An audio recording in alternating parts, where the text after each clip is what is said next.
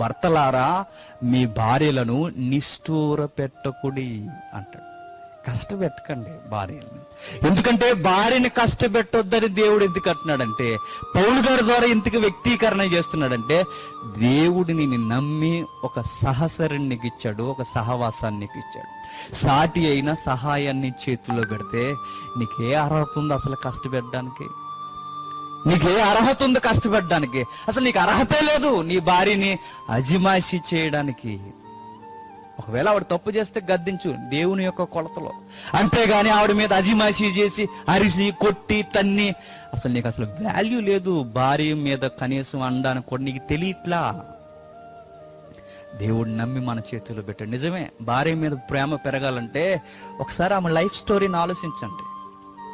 ఎన్ని వదిలేసుకుని వస్తుందండి భార్య?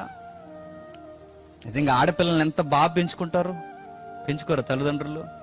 కొడుకులనైనా కొంచెం గాలికి వదిలేస్తారేమో కానీ ఆడకూతుర్ని కనీసం చిన్నతనం నుంచి కనీసం సిమెంట్ రోడ్డు మీద కూడా వెళ్ళేస్తారా? అంత కంటికి రెప్పలా చూసుకుంటారు ఆడపిల్లల్ని. చదువులు కూడా పలానా ఊరు వెళ్తున్నావంటే ఎన్ని రూల్స్ అడుగుతారండి. నువ్వు ఎలా వెళ్తావు, ఎక్కడికి వెళ్తావు, ఎక్కడుంటావు, నీకు సాధ్యకి ఏంటి, నువ్వు నీ ప్రయాణం ఏంటి, నువ్వు ఎక్కడ దిగుతావు, నీకు షెల్టర్ ఏంటి, ఇవన్నీ అడుగుతారు. ఎందుకు అడుగుతారంటే కూతురు గనక.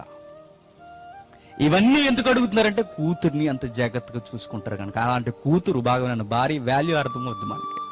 అలాంటి కూతురు తల్లిదండ్రుల దగ్గర చాలా గారాభంగా గుండెల్లో పెరుగుద్ది. కానీ ఒక రోజు ఏమవుతుందో తెలుసా?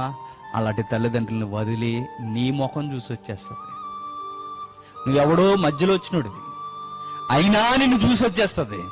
చిన్నప్పటి నుంచి ఉగ్గుపాడుతో పెంచిన తల్లిదండ్రులను ఇద్దరిని వదిలేసి, తనతో పాటు పెరిగిన సహోదరులను వదిలేసి, తనతో పాటు పెరిగిన చిలికత్తులను వదిలేసి, తనతో పాటు పెరిగిన గ్రామంలో ఉన్న ప్రజలందరినీ, ఊరిని అన్ని వదిలేసి వాళ్ళందరినీ నీలో చూసుకుంటుంది.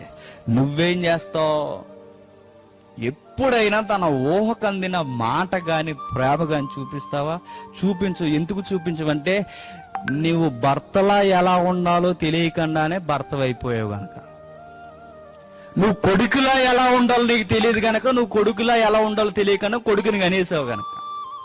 అసలు నీకు ఎలా విలువలు తెలియకుండానే నువ్వు ఫ్యామిలీకి యజమాని అయిపోయావు గనక నీకు తెలియదు ఆవిడతో ఎలా మాట్లాడాలో.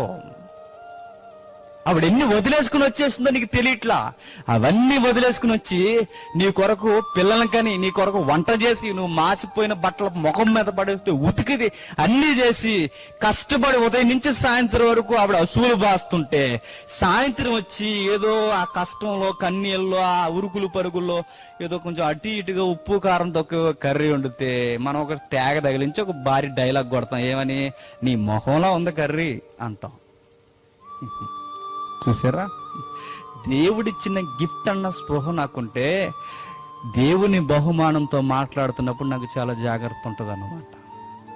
అమ్మో ఇవిడు దేవునికి ప్రతీక, దేవుని తరపున వచ్చిన బహుమానం, నేను చాలా జాగ్రత్తగా మాట్లాడాలి అని. కానీ నా భార్యతో నేను సరిగ్గా మాట్లాడలేకపోతున్నానంటే ముందు ఆవిడేంటో నాకు తెలియట్లేదు, దేవుని యొక్క ప్లానింగ్ ఏంటో నాకు తెలియట్లేదు. నిజానికి ఈ విషయాలు మీకు తెలిస్తే మీ లైఫ్లో పోలీస్ స్టేషన్ అవసరం ఉండదు, మీ లైఫ్లో గ్రామ పెద్దల అవసరం ఉండదు, మీ లైఫ్లో మూడో వ్యక్తి అవసరం ఉండదు, యువర్ పేరెంట్స్తో సహా. మీకు ఎప్పుడైతే స్పృహలోనికి మీరు దంపతులుగా వచ్చారో మీ లైఫ్ బాగుంటుంది. ఒకవేళ ఎప్పటికే మీరు దంపతులు అయిపోతే ఈ రూల్స్ మీరు పాటించండి. గాడ్స్ రూల్స్ ఇవి పాటిస్తే మీ లైఫ్ చాలా ఫలభరితంగా ఫ్రూట్ఫుల్గా ఉంటుంది. అందుకే మనం ఆలోచించాలి, ఏమవుతుందంటే నా భార్య నన్ను ప్రేమించాడు, భార్య మీద ఇంకా వాల్యూ పెరగడానికి ఒక ఎగ్జాంపుల్ చెప్తాను. అంత కష్టంలో ఆవిడ అటు ఇటు తిరుగుతున్నప్పుడు మధ్య మధ్యలో జ్వరం అవి ఇవి పలకరిస్తుంటాయి ఆవిడని. జ్వరం ఉన్నా కానీ ఆవిడ మైండ్లో ఎప్పుడు ఏం తిరుగుతుందో తెలుసా? వంట ఎవరు చేస్తారు అంటది, బట్టలు ఉండిపోయినాయి అంటది, ఇల్లు ఎవడు దురుస్తారు అంటది. ఆవిడకి నీరసం వచ్చినా ఆవిడ ప్రాజెక్ట్ మాత్రం ఎక్కడా తగ్గించదు. విషయం చూడండి, ఆవిడ ఎంత భర్తను ప్రేమిస్తుందంటే, ఎంత ఆశలు పెట్టేసుకుంటుందంటే, చివరికి ఆవిడకి జ్వరం వచ్చి మంచం మీద పడిపోయి మూలుగుతూ ఉంటుంది దుప్పటి కప్పుకొని. అలా మూలుగుతున్నప్పుడు ఆ టైంలో భర్త వెళ్ళి భోజనం చేసావా అని అడిగితే ఫస్ట్ ఆవిడ అడగడానికి ముందు ఆవిడ మనల్ని అడుగుతుంది, భోజనం చేశారండి అని. చూసారా, ఆ టైంలో అడగడం అవసరమా? ఆవిడంటది అవసరమే అని.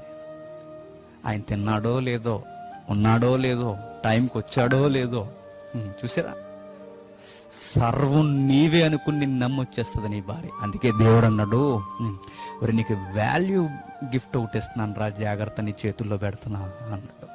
నీ పితరులు నీ గృహాన్ని ఇవ్వచ్చు, నీ పితరులు నీకు పొలాలు ఇవ్వచ్చు, నేను ఇచ్చేది ఏంటో తెలుసా, నీ ఆనందాన్ని నీ చేతుల్లో పెడుతున్నాను, జాగ్రత్తగా చూసుకో అన్నట్టు. చూస్తున్నావా మనం? చూడట్లా.